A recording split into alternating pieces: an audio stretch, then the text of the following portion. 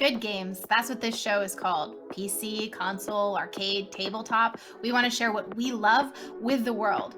I'm your host, Renessa, and today is all about Diablo 2. Definitely not my favorite game of all time. Definitely didn't lose it when this announcement came out. For fans of the classics, you were probably just as excited as me when the Diablo 2 Resurrected project was announced. Now, I was one of the lucky ones who got technical alpha access for that one special weekend, and I spent a long gaming session playing through everything with my trademark barbarian, Affleck. So go ahead and drop a comment if you remember your actual first character's name, because I will never forget. It's Affleck. How am I supposed to forget that? Now, while you try to remember yours, let's dive into what the actual Resurrection looked like when it came to graphics and settings.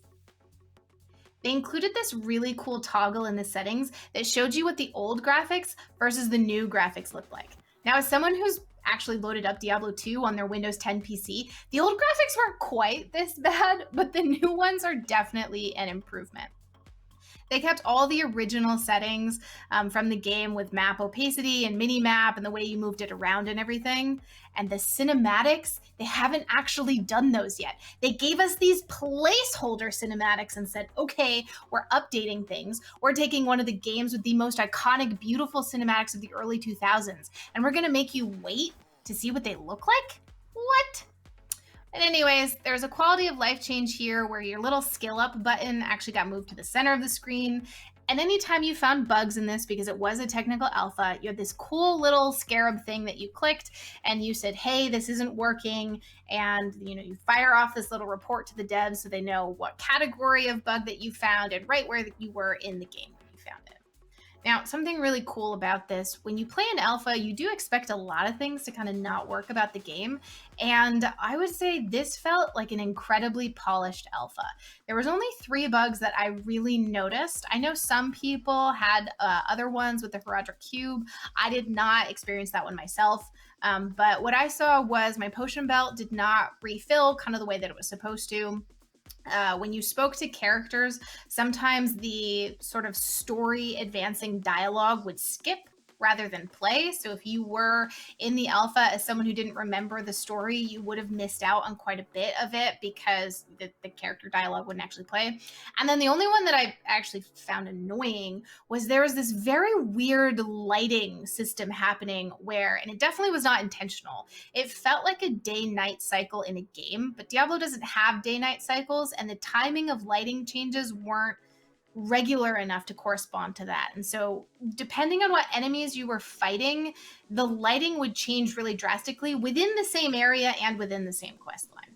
As far as significant bugs, that really didn't matter at all. So it was really impressive. Now, for the actual gameplay, outside of those little things, the nostalgia hit on every level. Here's some of my favorites from my playthrough. Now, of course, the very first quest that you do is your Den of Evil clear out, where you have to make sure you kill all of those stupid shamans so that they do not resurrect something in the corner of this giant, massive underground cavern, and you have to run around for 20 minutes trying to find the one enemy that you didn't kill. One of the really cool things that you notice when you're playing through this is that gold gets auto-picked up. So no longer carpal tunnel clicking on every single little stack of gold so that you can afford your repairs early in the game. No, it picks it right up. And you can see this quest completion is just as satisfying as it was before. Even more so now, maybe with all of the upgrades, so that the lighting when you clear out the Den of Evil is great. Now, once you get your mercenary, you have pretty much the same menu for equipping her and messing around with everything, but it's definitely been improved slightly. And most importantly, that satisfying fire when you finish a quest. Jumping into my favorite boss in all of Diablo, the Andariel fight, where she still poisons you nonstop. But the benefit is once you kill her, your PC doesn't explode anymore. The fire and earthquakes that shoot out are very satisfying. And then you head over to the second act, where the lightning bugs of doom just kill you again and again, and you wonder, why does your mercenary not know better than to stand in the middle of them? Why can't she just run away? So that's always frustrating. But overall, I really enjoyed the playthrough. I thought the game was very well done, and I'm impressed with honestly how much they stuck to the original game and didn't try and change it too much, other than a couple of small quality of life changes like gold. If you jumped into the game, you saw that your stash functions slightly differently, especially for multiplayer.